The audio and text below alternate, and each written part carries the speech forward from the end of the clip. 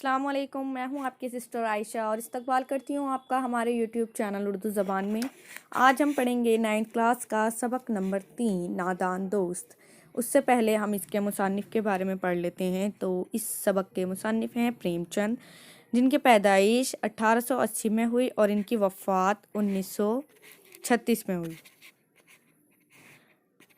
प्रेमचंद का असल नाम धनपत राय था। वो बनारस के करीब एक गांव लम्ही में पैदा हुए थे। इनका शुमार उर्दू के इब्तदाई अहम अफसाना निगारों में होता है।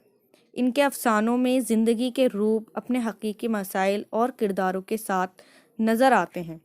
गुर्बत और अफलास में जीने वाला आम इंसान, खुसूसन देहाती किसान और मज़दूर, इनके अफसानों का अहम किरदार हुआ करता था। देखें, प्रेमचंद जी के आप अफसाने पढ़ लें या नावल पढ़ लें, आपको जो है खुसूसन या तो किसानों के बारे में या फिर अहम मसाइल जो ज़िंदगी से जुड़े हुए हैं उनके बारे में आपको ज़्यादा मिलेगा। प्रेमचंद ने सैकड़ों अफसाने और कई नावल लिखे हैं। प्रेमचंद पच्चीसी, प्रेमचंद प्रेम चालीसी, दूध की कीमत और वारदात इनके अहम अफसाने मजमूए हैं। गौदान, गबन, मैदान अमल, बेवा और बाजार हुसन इनके अहम नावल हैं। नादान दोस्त। केशव के घर में एक कॉर्निस के ऊपर एक चिड़िया ने अंडे दिए थे। केशव और इसकी बहन श्यामा दोनों बड़े गौर से चिड़िया को वहां आते जाते देखा करते थे। सवेरे दोनों आंख मलते कॉर्निस के सामने पहुंच जाते और चिड़िया दोनों को वहां बैठा पाते। उनको देखने में दोनों बच्चों को ना मालूम क्या मज़ा मिलता था। देखें, ऐसा होता है, बच्चे अक्सर किसी भी चीज़ को लेकर इतने पेचीदा हो जाते हैं, इतने संजीदा हो जाते हैं कि वो उस चीज़ को जो है उसकी मालूमात जो है इकट्ठी करते रहते हैं। इसी तरह से इन दोनों बहन भाइयों का हाल था। दूध और जलेबी की सुध नहीं रही थी। दोनों के दिल में तरह तरह के सवालात उठते। अंडे किस रंग के होंगे, कितने होंगे, क्या खाते होंगे, इनसे बच्चे किस तरह निकलेंगे, बच्चों के पर कैसे निकलेंगे, घोंसला कैसा है। लेकिन इन बातों का जवाब देने वाला कोई न था। अम्मा को घर के काम धंधों से फुर्सत नहीं थी, न बाऊजी को पढ़ने लिखने से। दोनों बच्चे आपस में सवाल और जवाब करके अपने दिल को तसल्ली दे लिया करते थे। श्यामा कहती, क्यों भैया, बच्चे निकलकर फुर्र से उड़ जाएंगे। केशव आलिमाना गुरूर से कहता था, यानी कि जो उसका भाई केशव है वो आलिमाना गुरूर यानी कि इल्म होने के गुरूर से कहता था, हैरी पगली, पहले पर निकलेंगे, बगैर परों के बच्चे बेचारे कैसे उड़ जाएंगे। श्यामा, बच्चों को क्या खिलाएंगे बेचारी। केशव इस पेचीदा सवाल का जवाब कुछ ना दे सका। इस तरह 3-4 दिन गुजर गए। दोनों बच्चों की ख्वाहिशी तहकीकात दिन ब दिन बढ़ती जाती थी। अंडों को देखने के लिए वो बेताब हो उठते थे। उन्होंने कियास किया, यानी कि उन्होंने अंदाज़ा लगाया, अब बच्चे ज़रूर निकल आए होंगे। बच्चों के चारे के सवाल अब इनके सामने खड़ा हुआ। चिड़िया बेचारी इतना दाना कहाँ पाएगी कि सारे बच्चों का पेट भरे। गरीब बच्चे भूख के मारे चूं चूं करके मर जाएंगे। अब देखें, जो बच्चे हैं उन्होंने ये कयास किया कि बेचारी चिड़िया आखिर उनके खाने का इंतज़ाम कैसे करेगी। इस मुसीबत का अंदाज़ा करके दोनों ने फैसला किया कि कॉर्निस पर थोड़ा सा दाना रख दिया जाए। श्यामा खुश होकर बोली, तब तो चिड़ियों को चारे के लिए कहीं उड़कर ना जाना पड़ेगा। अब देखें, जो श्यामा थी उसने ये कयास किया कि हाँ, ये बात ठीक है कि हमें उनके लिए दाना रख देना चाहिए। अब देखते हैं आगे क्या हुआ। श्यामा, क्यों भैया, बच्चों को धूप ना लगती होगी। अब जैसे जैसे ये सवाल हैं ये पेचीदा होते जाते हैं। केशव का ध्यान इस तकलीफ़ की तरफ ना गया था। बोला, ज़रूर तकलीफ़ होती होगी, बेचारे प्यास के मारे तड़पते होंगे और ऊपर साया भी नहीं।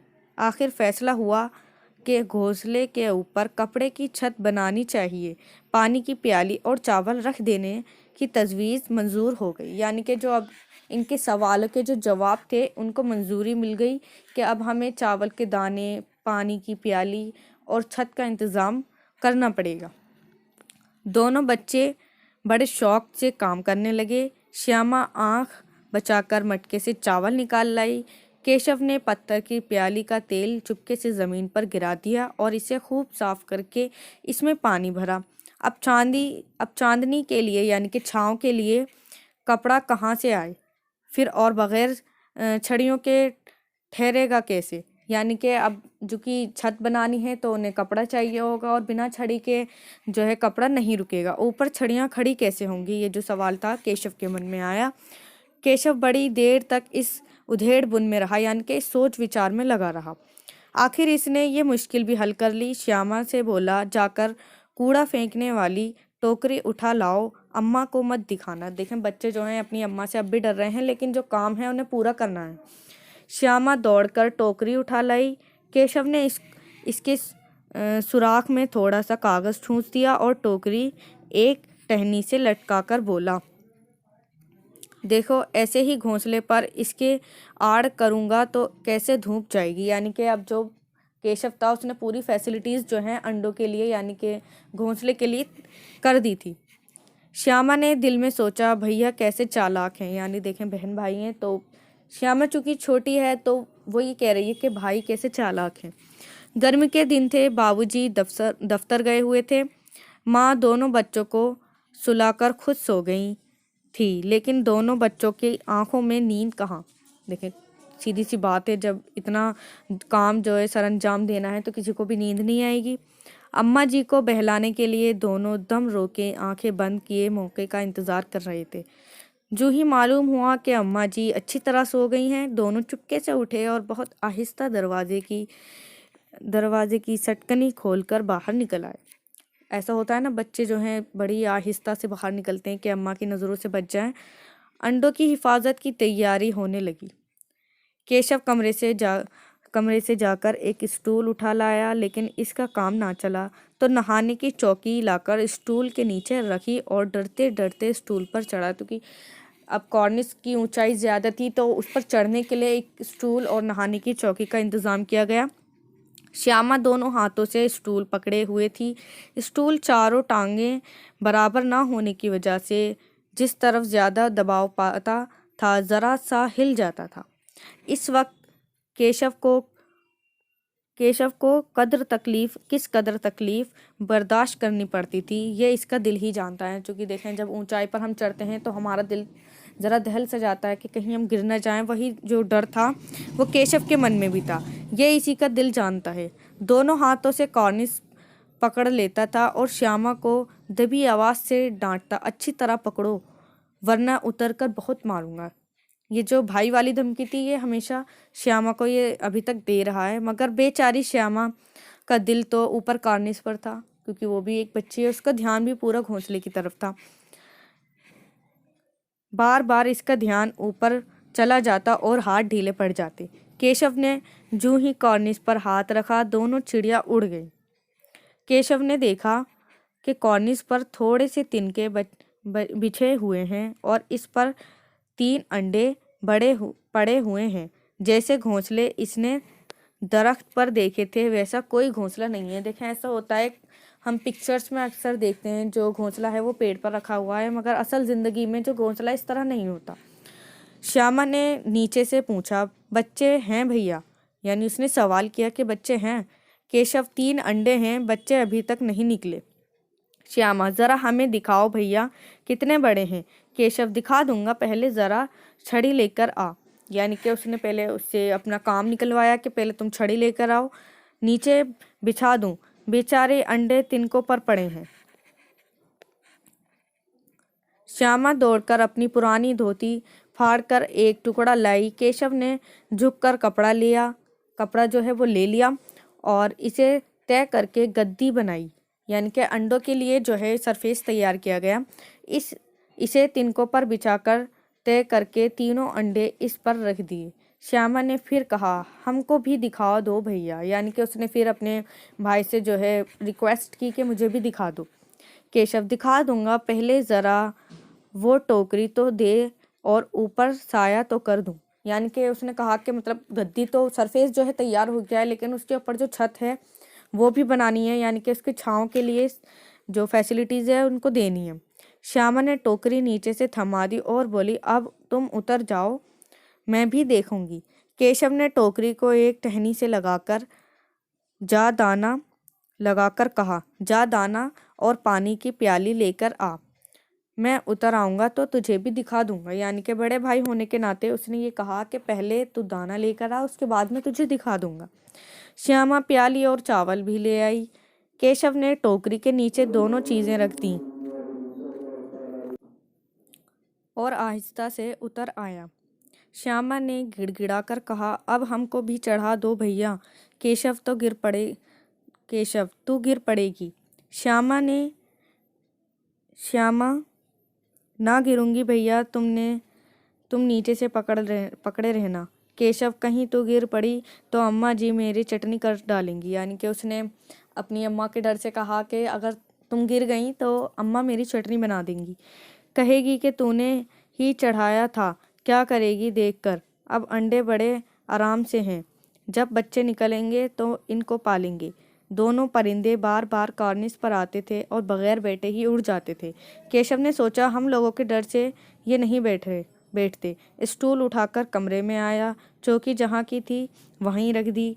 श्यामा ने आंख में आंसू भरकर कहा, तुमने मुझे नहीं दिखाया, अम्मा जी से कह दूंगी। अब उसने जो है उनको धमकी देना स्टार्ट कर दिया कि अगर तुमने मुझे नहीं दिखाया तो मैं तुम्हारी शिकायत जो है अम्मा से कर दूंगी।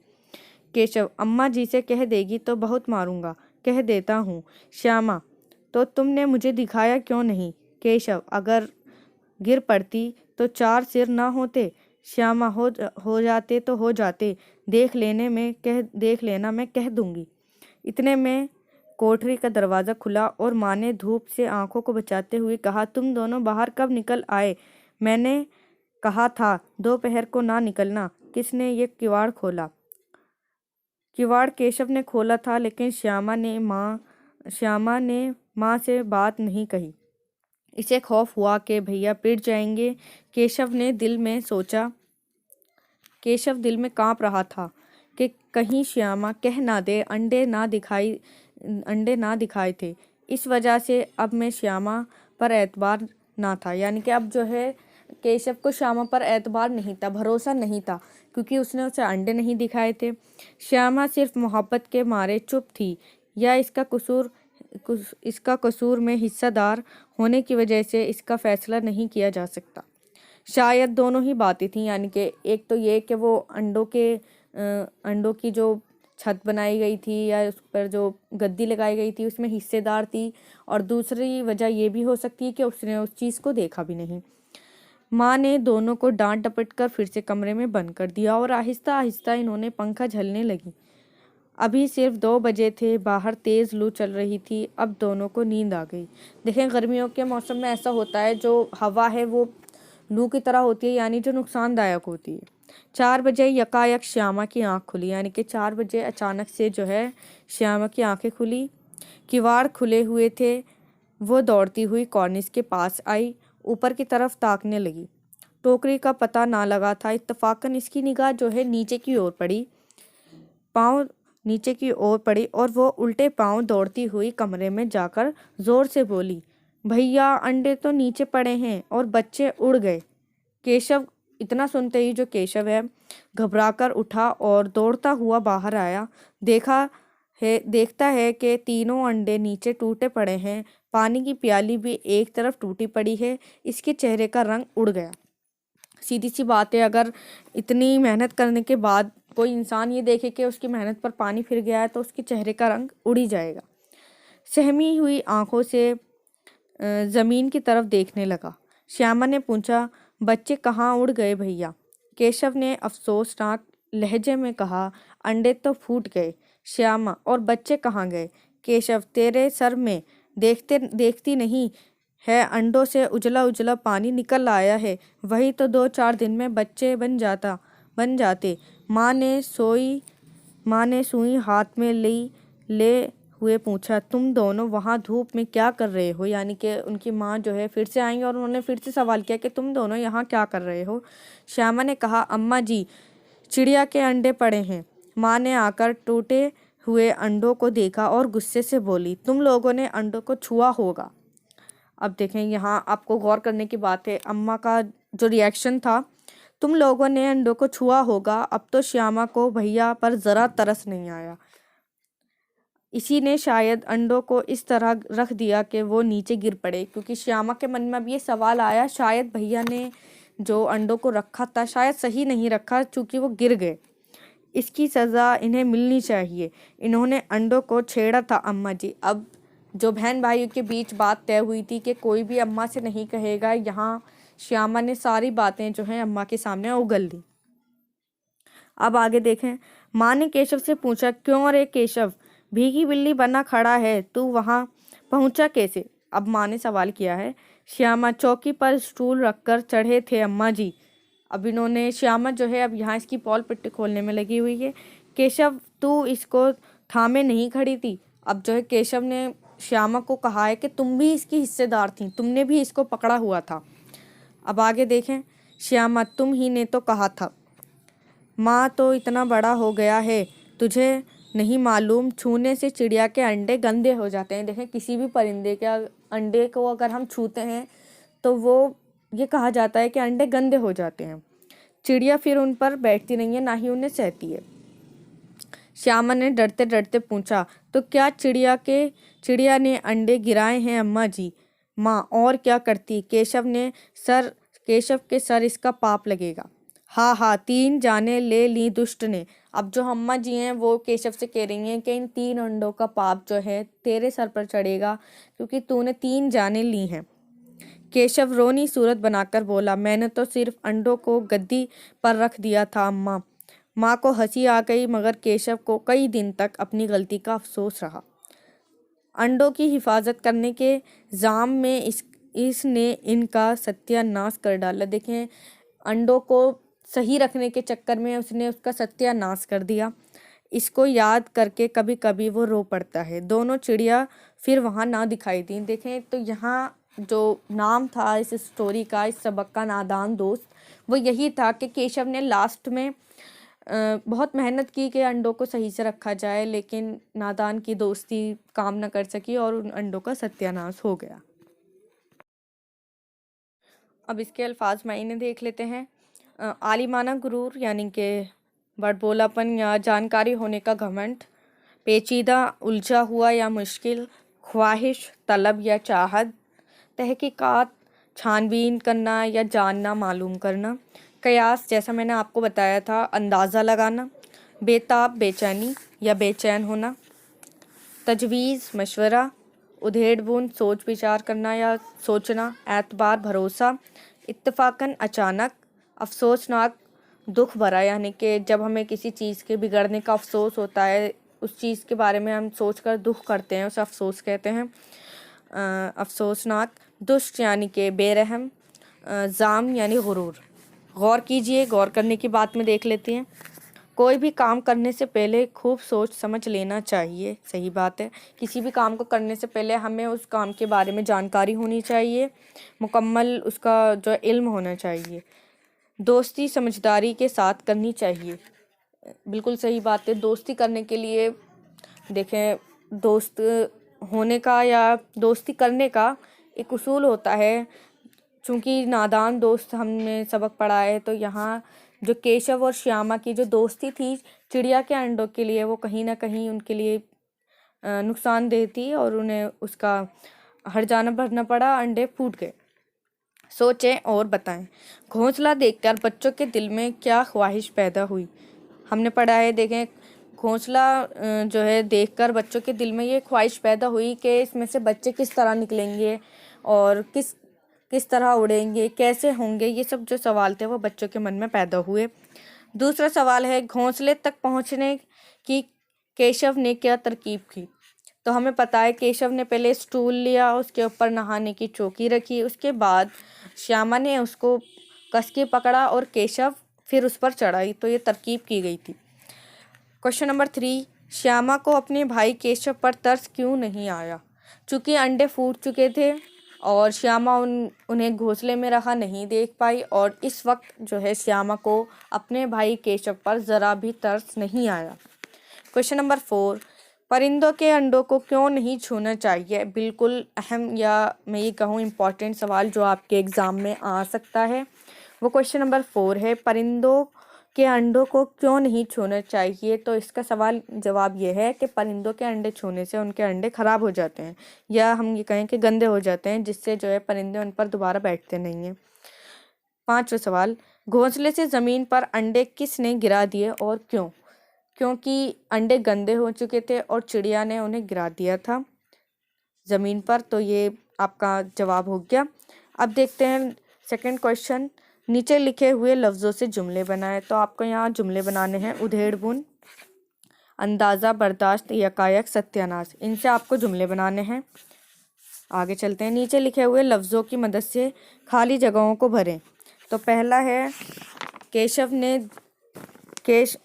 केशव दिल में कांप रहा था।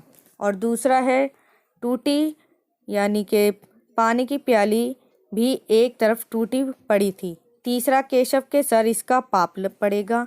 चौथा, बच्चे निकलकर फुट से उड़ जाएंगे। और 5वां, दफ्तर, बाबूजी दफ्तर गए हुए थे। अब देखें सेकंड क्वेश्चन, नीचे लिखे हुए लफ्ज़ों के वाहिद और जमा बनाएं।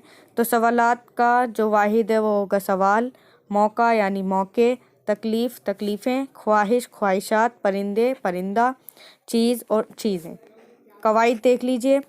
इन जुमलों में आइंदा आने वाले ज़माने में किस काम के किए जाने के बारे में बताया जा रहा है। कवायद के ज़बान में इस आने वाले ज़माने को मुस्तकबिल कहा जाता है, यानी कि ज़माना मुस्तकबिल, जिसकी पहचान यह है कि काम जो है अब होने वाला है, अभी हुआ नहीं है, जिसे हम फ्यूचर कहते हैं। मैं उतर आऊँगा तो तुझे दिखा दूँगा, यानी गा गी गे इसकी पहचान होती है, जिसे हम मुस्तकबिल कहते हैं। नीचे देखिए, नीचे लिखे हुए लफ्ज़ों के मज़कर और मोअन्निस लिखें, यानी मेल और फीमेल। तो मज़कर को हम मेल कहते हैं और मोअन्निस को फीमेल। अम्मा का हो जाएगा अब्बू, चिड़ा चिड़िया, बहन भाई, बच्चा बच्ची, बिल्ली बिल्ला। आगे देखिए, नीचे लिखे हुए मुहावरों को जुमलों में इस्तेमाल कीजिए। यहाँ आपको जो मुहावरे दिए गए हैं इन्हें आपको जुमलों में इस्तेमाल करना है। पहला है चेहरे का रंग उड़ना, भीगी बिल्ली बनना, फुर से उड़ जाना, दम रोकना, सुध ना रहना। तो हमारा लास्ट क्वेश्चन है, नीचे लिखे हुए लफ्ज़ों के मुतज़ाद लिखें, यानी कि उल्टा, जिसे हम कहते हैं विलोम शब्द।